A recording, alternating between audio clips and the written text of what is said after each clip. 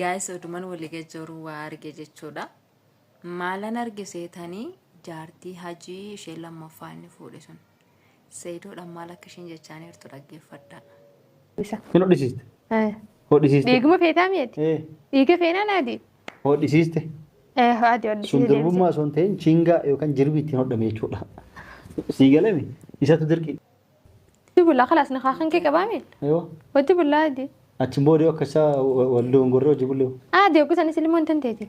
Yoo ilmoon dhufoofte Aywa. yoo dhalate san teeti. Ilmoon tan teeti adi asirraan ani ilmoo tan teedha luun tas na zaayiduu takka. Ilmoo takka sirraa dhalu fadha. Takkiti ko achi booda ati na yaade. ilmoo takka narra. Kana godhadhu. Hojiin giddiidhaan naa kan hinaan jaa. Inni karaan bullaan taphachuudhaaf naa kan hinaan jaa. Sanifaan immoo maallaqa kiyya akka dalagadde isaaf kan nuun fudhataman dhiira. Ati dhiira 99 yaabbatteetii jirta. Salphina kuniyyuu dhiira 99 yaabbatteetii jirta. Dubartoota shamarran durbummaa qabduyyuu maafan hin fuune deemee amman si fuudhu jedheen. Amman si fuudhu shamarran durbummaa qabdu maafan isaan dhiisee si fuudha dhufee jedheen. Kana dura akkanatti fakkaatutti naante kana dura jaalachaatii turuun oolu akkuma kana dura na jaallattamoo sobdaa jedheen. Akkuma kana dura na jaallattamoo sobdeetiin naani inumasi jaalladha. Inumasi jaalladhatte ani akkanatti fakkaatutti Saidoon kun duuriyyeedhuma wayii ta'uunsaan oolu. Duuriyyeedhuma wayii ta'uunsaan oolu jechuudha. Gaafan itti yaadee jedhu duuriyyee wayii ta'uunsaan oolu gaafan itti yaadee jedhu. Hindi hay dubartiin lafarra deemtu hundinuu sin jaalladha jechaanii jirti. Hay maal jechuudha kun?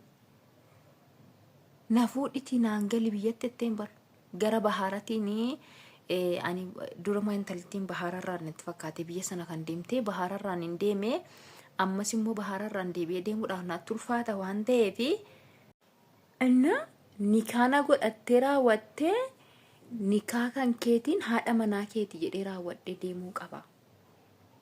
Akkanachirratti sin miidhamne akka achittis namni nammiine. Dallaalan gara meeqan nama miidha gaafa akkanatti nangala'uun jedhee biyya galuun barbaada. Jireenyi natti ulfaattee jirti. Haajiinis immoo gaafa nani mana namaa deemee hojjedhee raawwadhee shinti beetii namaa dhiqee naanani fidinaan jedhaan irraa fuudha maallaqa. Sababa kana ta'eefuu biyya galuun barbaada. Biyya galuu kanan barbaaduuf immoo maal inni nikaana godhattee haadha manaa kee ta'ee raawwadhee biyya galuun barbaada jette. Inde Saidoo kana iddoo meeqatti isinii haa kutamush? Iddoo meeqatti ani naanitti yaade jedhu nutumti kun mari tokko mallaan jette atis dhaqiitii itti heeruminaan jette. Ani abbaa manaan qabame haadhook. Abbaa manaan qabamu cangaraa keessa na jira ba'uudhaaf hojii xiqqoo tafeeshee. Maal kana baaddeen naqeetti heerumaa naa guddisamoo maal godharee mucaa sagaraa keessa na jiru kana. Abbaa manaan qabame akkamitti naqeetti heerumaa? Itti heerumuu hin danda'u. Otoo waan si ajaa'ibu jechuudha.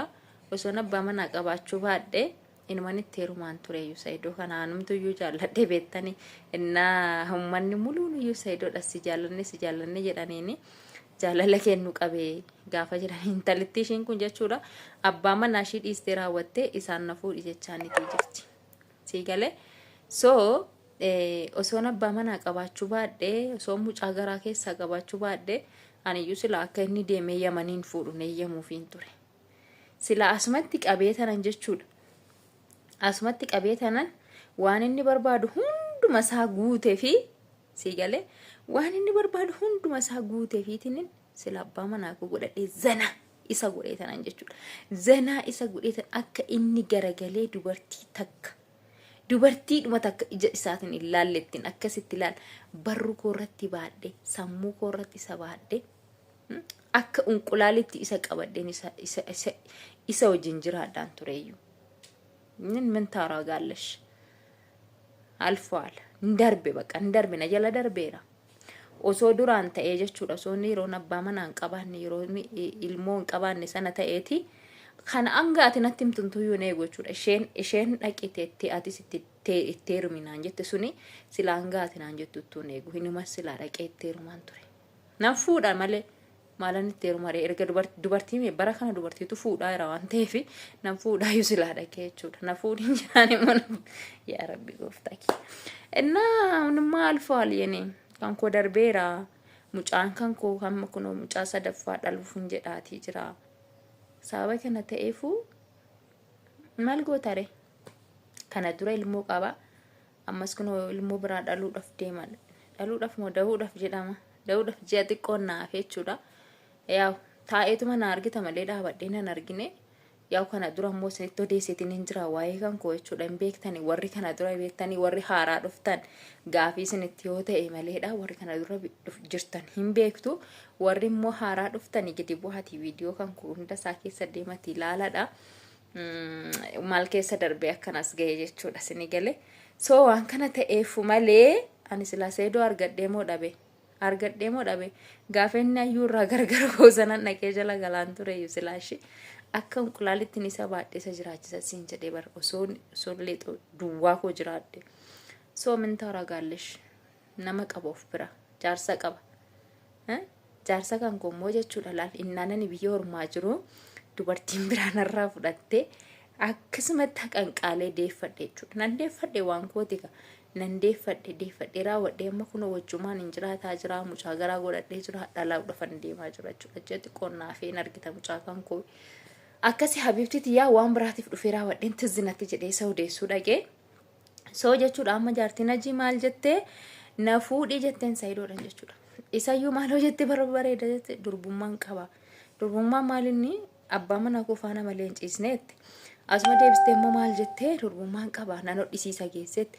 እናንተ wanti kun keessa isaatti hodhama moo ala isaatti hodhama naaf hin galle. Anumtu ka'ee hodhisiisa abbaa manaa kootiif deeme wanti kun nama barbaachisa yoo ta'e jechuudha gaafa deege. Yaa waaqayyo maallasi. Namni kun jechuudha bakka osoo hin jaallati waan hin taane nama dubbisa argitani.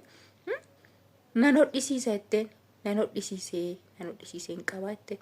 Ani kan hodhame hin barbaadu kan uumama rabbiitiin jiru kan jalqabumarraa jiru malee kan hodhame hin barbaadu hodhamuu miti dawwaa waan ta'etu dibatanii raawwatanii akka walitti deebi'eetoo dhiigu kan taasisanii jiranidha.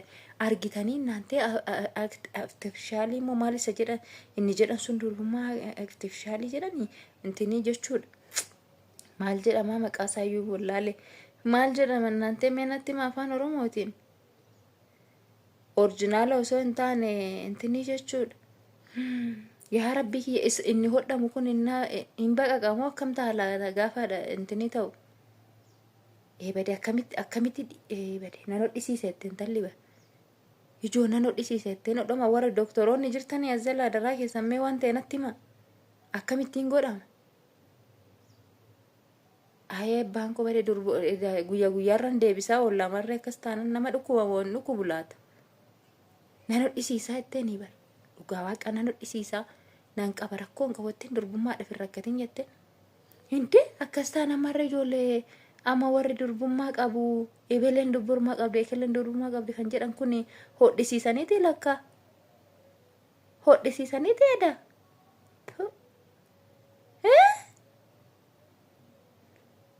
Ijoollee barnuti meemaan beennu dhugaa amma waan ilaalmii jechuudha.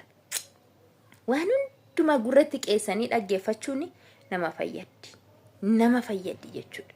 Sinii galte amma keessattuu jechuudha warri ganaati daarii hin godhatin tasa yoo isin harkaa buutee cabdellee hin cabdeedha honi taate yoo waan gurguddaa fa'aa ol fuudhan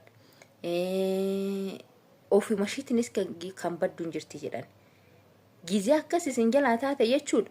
Maaliidhaan beekamti garuu baddee fi baduu baattee maaliidhaan beekamti.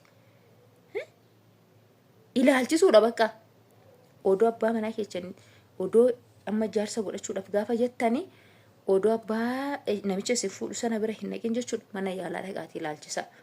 Ilaalchisaati hin jirtu gaafa ishiin taate gittim godhaa hodhisiisaa bakkee hodhassan. Hindi maaliidhaa qabdaa salphattaan talagu maaliidhaa qabdaa salphattaa kunoo erga gizeen tolchee hodhanii yookiin immoo waan ta'e qoricha waan ta'e Saidoon immoo maal jedhe surmaayu qoricha waan ta'e kan dibatanii raawwatanii tolti deebisanii gizee sana dhiiguu jira jedhan talakoo guudii natti bee hindi Akkas taanaan maa rakkattu jechuudha dhiirri eegaleen durbummaan qabdu maaliif jedhamee maqaan bada. Ofiinis balleessi ofiinis haa baddu atis dinga